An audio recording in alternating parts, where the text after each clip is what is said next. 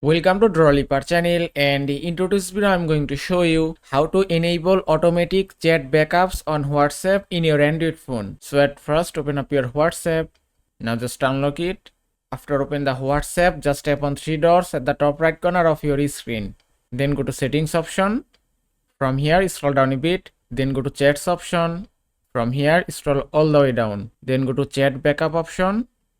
And here on the chat backup option you can find automatic backups option. Then just tap here and that's it. Now here you can see 5 options: daily, weekly, monthly, and another is when I tap backup, and another is off. Off means totally disable your backups. If you want to turn on automatically backup, then you can select these 3 options. You can choose daily, weekly or monthly, but I suggest you to set daily. Just select it and it's done. Now your automatically chat backup has been turned on successfully. You can also manually backup your chat from here. Just tap on backup and it's complete. And that is how you can enable automatic chat backup on WhatsApp in your Android phone. I hope this video was helpful. If it was, please give it a thumbs up and don't forget to subscribe.